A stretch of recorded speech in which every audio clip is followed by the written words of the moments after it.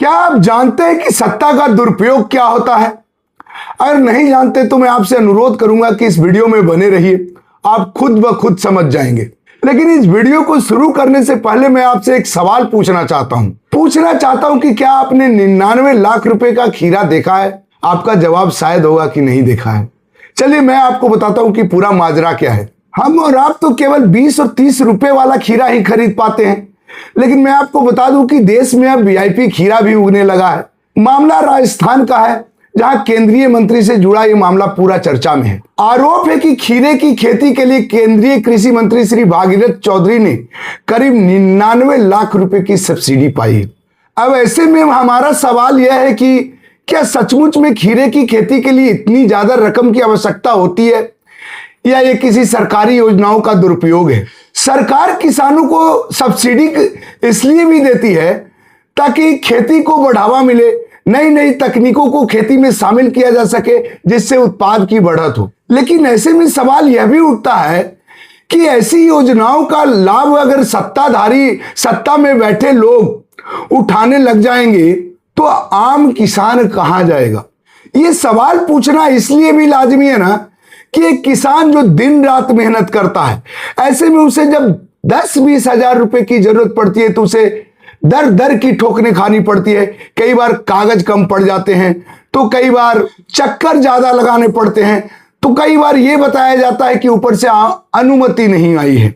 वहीं दूसरी तरफ मामला 99 लाख रुपए जैसे बड़े रकम की सब्सिडी इतने आसानी से निकल जाती है कि जिसका व्याख्या कर पाना थोड़ा मुश्किल है। मैं ऐसा क्यों कह रहा हूं? क्योंकि बताया जा रहा है कि जब मंत्री जी इस पद पे बैठे हुए नहीं थे, तब भी इस खीरे की खेती की सब्सिडी के लिए उन्होंने अप्लाई किया था। लेकिन चूंकि वो सत्ता में नहीं थे, वो इस पोजीशन पे नहीं थे, ऐसे में उनके इस पेपर को नकार दिया गया और उन्हें सब्सिडी नहीं मिली। लेकिन जब मंत्री जी इस मंत्री पद पे आते हैं तो उनकी इस सब्सिडी वाली योजना का लाभ उन्हें मात्र 14 दिनों के भीतर मिल जाता है। ऐसे में सवाल ये उठता है कि क्या जिन योजनाओं को किसान के फायदों के लिए बनाया गया था, क्या वो सचमुच में सही किसानों तक पहुंच रही है? क्या उन किसानों को इसका फायदा मिल रहा है जिन किसानों को इसकी फायदा मिलनी चाहिए?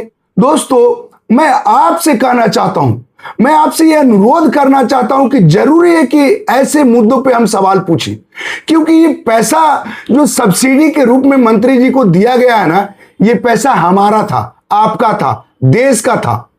क्या आपको भी लगता है कि सत्ता में बैठे लोग अपनी विभाग में चल रहे योजनाओं को दुरुपयोग किया है, इसका गलत लाभ लिया है? अगर आपको भी ऐसा लगता है तो शेयर कीजिए इस वीडियो को ज्यादा से ज्यादा और पहुंचाइए भारत के उन तमाम किसानों तक जिन्हें 10-20 हजार की जब जरूरत पड़ती है तो उन्हें लंबी लंबी लाइन में लगाना पड़ता है। कई बार सरकारी दफ्तरों एवं बैंकों की चक्कर काटने पड़ते हैं, उसके बाद भी उन्हें वो सब्सिडी, वो योजना का लाभ मिल पाएगा कि नहीं मिल पाएगा, इसकी कोई निश्चितता नहीं होती। अब इस पूरे मामले पे नया अपडेट यह है कि मंत्री जी ने बढ़ते विवाद को देखते हुए इस पूरे सब्सिडी को वापस कर दिया है। तो शेयर कीजिए इस वीडियो को, और एक अनुरोध मैं आपसे और करना चाहूंगा कि चैनल को फॉलो कर लीजिए, सब्सक्राइब कर लीजिए, ताकि मुझे ऐसे वीडियो बनाने का हौसला मिलता रहे और मैं अपने शब्दों को आप तक पहुंचाता रहूं। जुड़ जाइए हमारे साथ। जय हिंद, जय भारत।